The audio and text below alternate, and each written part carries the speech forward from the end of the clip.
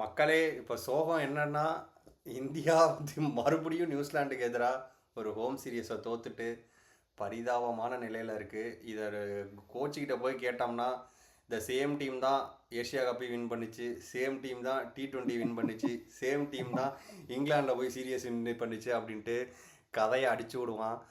இதை அவனை திட்டுறதா, இல்லை நம்ம பவுலர்ஸை திட்டுறதா, இல்லை நம்ம மேனேஜ்மெண்ட்டை காரி துப்புறதான்னு தெரில. படு கேவலமான தோல்வியாக போயிடுச்சு இந்தியாவுக்கு. மெயின் பவுலிங் தான். நான் ஒன்றும் குத்த முடியாது, பவுலிங் தான். நம்ம இந்த சீரியஸ் முன்னாடி வரும்போது இப்போ கேட்கப்போ நம்ம சொல்லலாம், ஷமியை எடுக்கல, ஷமியை இருந்தா பிக் பண்ண வர முடியாது, சீனியர் பவுலர் இருக்கு. எப்படி சீனியர் பவுலர் பும்ரா கிடையாது டீம்ல. சீனியரா இல்லையாலும் கம்பேர்டு சீனியரா இருந்தா ஹார்திக் பாண்டியா கிடையாது. அவன் பவுலர் கிடையாது, ஆல்ரவுண்டர். பட் ஹார்திக் பாண்டியா கிடையாது. இப்போ 2 அட்டாக்கிங் பவுலர்ஸ் கிடையாது. இங்கே ஒரு பாயிண்ட் என்னன்னா, ஷமி வந்து out of the frame from Indian squad. So ஷமியை பற்றி பேசி ஒரு பிரயோஜனமும் கிடையாது. இருந்தாலும் பரவாயில்ல. நம்ம இந்த சீரியஸ் நம்மள சீரியஸா அவங்க நியூசிலாந்து சீரியஸா சீரியஸா பார்க்கல, அவ்வளவுதான். ஆமாமா, அது கரெக்ட் தான். வேற வேர்ல்டு கப் தான் சீரியஸா பார்க்கறாங்க, இந்த சீரியஸா பார்க்கல. கரெக்ட். அதனால சுமாரான பவுலர் போட்டாங்க. சுமார்னு சொல்ல முடியாது. ஹர்ஷித் தான் நம்ம T20 ஃபாஸ்ட் பவுலர். T20 பார்க்கல, ஹர்ஷித் தான் மெயின். இருந்தாலும் ஃபர்ஸ்ட் 2 மேட்சுக்கு சான்ஸ் கொடுக்கல. அதே மாதிரி மெயின் பவுலரான பும்ரா கிடையாது, ஆல்ரவுண்டர் ஹர்திக் பாண்டியா கிடையாது, ஸ்பின்னரான வருண் சக்கரவர்த்தியும் கிடையாது. ஏன் அந்த இடத்துல வருண் சக்கரவர்த்தியை இன்க்ளூட் பண்ணுறான் அப்படின்னா, அவன் கண்டிப்பாக ஓடிஐ ஸ்குவாடில் இடம் பிடிப்பார். அதில் வந்து எந்த மாற்று கருத்தும் கிடையாது. எனக்கு அது மாற்று கருத்து இருக்கு. ஏன் தெரியுமா? வருண் சக்கரவர்த்தி ஒன்டே வந்துச்சுன்னா அவன் மிஸ்ட்ரி ஸ்பின்னர் அந்த பேர் போயிடும். அதனால தான் அவங்க ஒதுக்கி வச்சிருக்காங்க. அதனால தான் ஓடியிலே சான்ஸ் கொடுக்காம இருக்காங்க. கரெக்ட். 5 ஓவர் 4 ஓவர் போட பதில் 10 ஓவர் போட ஆரம்பிச்சாங்கன்னா அவன் மிஸ்ட்ரி ஸ்பின்னர் கேட்டகரி போயிடும். அவன் போல் டெக்னிக்கலா முடிஞ்சிடும். அந்த 4 ஓவர் போனால தான் அவனுக்கு அங்க விக்கெட் கிடைக்குது. இல்லைன்னா அவனுக்கு ஒன்றும் கிடைக்காது. 10 ஓவர் போடும்போது அவன் மிஸ்ட்ரி ஸ்பின்னர் கேட்டகரி வெளியே போயிடுவான். எனக்கு தெரிஞ்சு அதை வச்சே அவனை T20 மட்டும் சேர்த்துப்பாங்க. அது கரெக்டு தான். அப்படி சொல்கிறத பார்த்தீங்கன்னா, இந்தியன் டீமில் இதுக்கு முன்னாடி இந்தியன் டீம் தான் ஸ்பின்னரை ப்ரொடியூஸ் பண்ணுறதுல ஒரு பெரிய கண்ட்ரியாக இருந்துச்சு. இப்போ பார்த்தோம்னா அதுக்கான தட்டுப்பாடுகள் நிறையா இருக்கிற மாதிரி தெரியுது இந்தியன் ஸ்குவாடில். நம்ம ஸ்கவுட் பண்ணலையா, இல்லை வந்து டொமஸ்டிக்கில் நல்லா பெர்ஃபார்ம் பண்ணுறவங்க வெளியில் தெரியலையா, இல்லை எல்லாமே ஃப்ளாட் ட்ராக்கை போட்டுவிட்டு டொமஸ்டிக்கையும் கெடுத்துட்டானுங்களா என்னன்னு தெரியல. கண்டிப்பாக அது ஓடியன்ஸ் மேல தப்பு இந்த பிரச்சனை இருக்கு. நம்ம இப்போ பார்க்குற ஆடியன்ஸும் இப்போ யாரும் ஓடிய போல விரும்பி பார்க்கறது இல்லை. முன்னாடி டெஸ்ட் பார்க்கறது பண்ணுவாங்க. முன்னாடி எல்லாம் நாளா பார்க்கும்போது டெஸ்ட்ல ஃபுல் 5 நாள் ஃபுல்லா இருந்து பார்த்துருப்பேன். இப்போ அந்த சுவாரஸ்யம் போச்சு. அந்த 5 நாள் பிடிச்சிக்கு மேட்ச் கிடையாது. எப்ப பார்த்தா 3 நாள் மேட்ச் முடிஞ்சிடும், இல்லை 2 நாள் மேட்ச் முடிஞ்சிடும். ஈவன் நமக்கு அங்க மேட்ச் மிஸ் பண்ணாலும் ஆஷஸ் பார்க்க போயிடுவோம். ஆஷஸ் எல்லாம் 5 நாள் ஃபுல்லா நல்லா போயிருக்கும். இப்போ ஆஷஸ் கூட 2 நாள் தான் முடிச்சிடும். கரெக்ட். அது மாதிரி எல்லாம் ஸ்பீடானால ஃபோக்கஸ் நம்ம T20 டெஸ்ட்ல இருந்து அப்படி மெதுவா ஒன் டே மெதுவா போயிட்டு இருக்கு. ஃபுல்லா டெஸ்ட் T20 மட்டும் தான் ஆயிட்டு இருக்காங்க. அதை ஃபோக்கஸ் பண்ணாதான் இங்க ஓடியே ஒண்ணுமே இல்லை. இப்போதைக்கு எல்லா பிளேயர்ஸ்க்கும் இந்தியன் டீமில் விளையாடணுங்கிறது கான்சன்ட்ரேஷன் கிடையாது. ஐபிஎல்ல செலக்ட் ஆகிடணும். ஐபிஎல்ல 30 லட்சம் பேஸ் ப்ரைஸ்லையாச்சும் செலக்ட் ஆகிடணும். அட்லீஸ்ட் ஏதோ ஒரு டீம் என்னை செலக்ட் பண்ணி பெஞ்சில் உட்காரணும் அப்படிங்கிற ஒரு ஃபுல் ஃபோக்கஸோடு தான் ஆடிட்டு இருக்காங்களே தவிர, டொமஸ்டிக்கில் பெர்ஃபார்ம் பண்ணணும், ரெட் பால் கிரிக்கெட் பெர்ஃபார்ம் பண்ணணும், இந்தியன் டீமில் இடம் கிடைக்கணும் அப்படிங்கிற எந்த ஃபோக்கஸுமே இல்லைன்னு தோணுது. பட் இதனால் இந்தியா கோயிங் ஃப்யூச்சரில் ஒரு ஸ்பின்னரே இல்லாத ஒரு டீமாக ஆகிடுமோ அப்படிங்கிற ஒரு பயம்தான் இருந்துச்சு. இப்போ நியூசிலாண்டை எடுத்துக்கோங்க.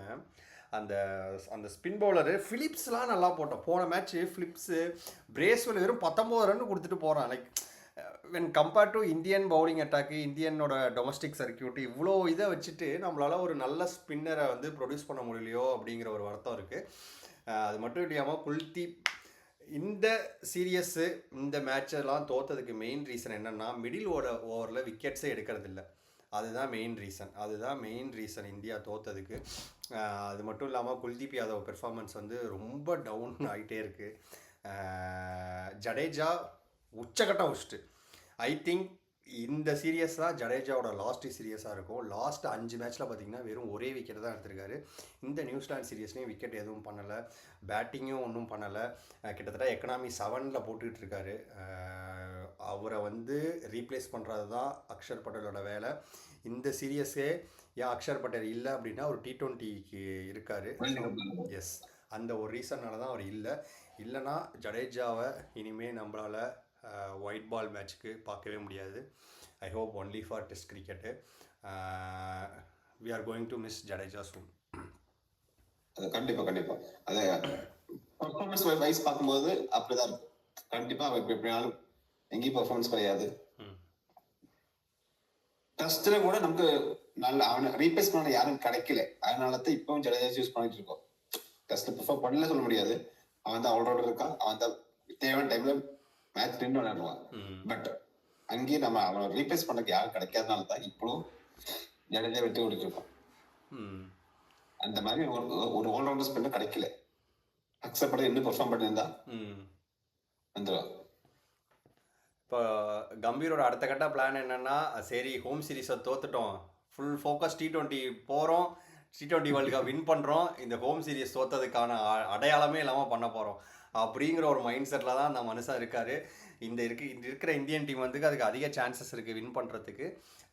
அதை பெரிய கப்பை போட்டு இந்த சின்ன ஹோம் சீரியஸ் எல்லாம் போட்டு தள்ளிடலாம் அப்படிங்கிற ஒரு மைண்ட் செட்டில் தான் சுற்றிட்டு இருக்காரு. ஆனால் இன்றைக்கி பார்த்தீங்கன்னா ஹர்ஷத் ராணாவும் சரி, நிதிஷ்குமார் ரெட்டியும் சரி ரொம்ப சூப்பராக ஆடினாங்க. அவங்க மேலே குறை சொல்கிற அளவுக்கு ஒன்றுமே கிடையாது. பேட்டிங்கும் சரி, பவுலிங் வந்து 2 பேருமே எக்கனாமி அதிகமாக தான் இருந்துச்சு. பட் ஹர்ஷித் ராணா வந்து நல்லாவே பெர்ஃபார்ம் பண்ணார். நிதிஷ்குமார் ரெட்டியும் கிட்டத்தட்ட 8 ஓவர் போட்டான். பட் வந்து இன்னும் இம்ப்ரூவ் பண்ணுறதுக்கு நிறையா இருக்குது. 2 பேருமே சூப்பராக விளையாண்டாங்க. I think going forward T2027 world cup Bumrah, Harshdeep or Siraj, Harshit Rana இந்த 3 தான் ஃபாஸ்ட் பவுலராக இருக்க போகுது இந்தியன் டீமுக்கு. மற்றபடி வேறு யாரும் புதுசாக இன்க்ளூட் பண்ணுற அளவுக்கு வாய்ப்பே கிடையாது. இதுதான் வந்து T2027 வேர்ல்டு கப்புக்கு இருக்குது. எனக்கு இப்போதான் இந்த மேட்ச் பார்க்கும்போது பார்த்தீங்களா, அர்ஷ்தீப் விராட் கோலி கம்பேர் பண்ணும்போது ரொம்ப சின்ன பையன். இன்னும் அவன் ஃபிட்னஸ் இல்லை. அவன் ஃபிட்னஸ் இருந்த இப்போ மேட்ச் கையில் கிடச்சிது, வின்னு நம்ம டீம் வின் பண்ணியிருக்கோம். அந்த ஃபிட்னஸ் இருந்துச்சுன்னா ஏன் ஃபிட்னஸ் இல்லை, எதனால ஃபிட்னஸ் கிடையாதுன்னு ஒருத்தர் கூட மேனேஜர் பார்க்க வேண்டியிருக்கு. ஆமாம், ஏன்னா 2 ரன் ஒரு இடத்துலலாம் சிங்கிள் தான் ஒன்று ஆகும். சிங்கிள் ஓடுறான், கடைசியாக இன்ஜுரியா டைம்ல நிற்கிறான். வெளியே போனோமா வேண்டாமா இருக்கான், அந்த டபுள் மைண்ட் இருக்கான். அது ஏன் அந்த டைம்ல எப்படி வந்துச்சு? ஏன்னா விராட் கோலி கிட்டத்தட்ட 7th ஓவர்லேருந்து ஆடிட்டு இருக்கான். ஒரு 35th ஓவர் 37th ஓவர்லேருந்து தான் இவர் வரான். அப்போ வந்து 2 ரன் ஓடுறதுக்கு வந்து புஷ் பண்ணுறான் விராட் கோலி. பட் வந்து ஹர்ஷித் ராணாவால் முடியலை. நானும் அதை நல்லா நோட் பண்ணேன். அதாவது அங்க இருக்க ஃபிட்னஸ் இல்ல சொல்லி விராட் கோலியும் சொல்லிருப்பாங்க, ரோஹித் சர்மா சொல்லிருப்பாங்க. இப்ப அவங்க நல்ல ஃபிட்னஸா இருக்காங்க. கரெக்ட். சின்ன பசங்க இவங்க யாரும் ஃபிட்னஸ்ல வரல. கரெக்ட். அந்த ஃபிட்னஸ் ஏன் இல்லைன்னு மேனேஜர் பார்க்க வேண்டியிருக்கு. அது கரெக்ட். ஏன்னா இந்தியன் டீம் தான் இப்போதைக்கு ஒஸ்ட் ஃபீல்டிங் பெர்ஃபார்மன்ஸ் பண்ணிட்டு இருக்கிறது இந்தியன் டீம் தான். ஏன்னா இன்னைக்கு நியூசிலாந்து மேட்ச் பார்த்தீங்கன்னா கிட்டத்தட்ட 25 to 30 ரன்ஸ் ஃபீல்டிங்லேயே தடுத்தானுங்க. லிட்டரலாக 25 to 30 runs they saved in fielding. So அதுதான் நம்மளுக்கு மெயின் டிஃப்ரென்ஸ், வேறு எதுவுமே கிடையாது. இன்னொன்று வந்து பார்த்திங்கன்னா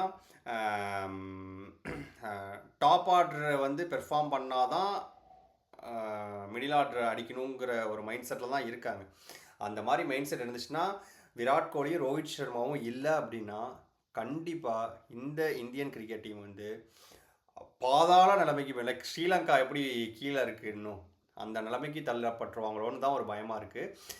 ஸ்ரேயஸ் ஐயரும் சரி, KL ராகுலும் சரி, கில்லும் சரி, இன்னும் பொறுமையாக நிதானமாக என்னைக்கு எப்படி விராட் கோலி விளையாண்டாரோ அந்த அளவுக்கு பொறுமையாக விளையாண்டா மட்டும்தான் ஃப்யூச்சரில் அவங்க 2 பேரும் இல்லை அப்படின்னா இந்தியாவை சேவ் பண்ண முடியும்.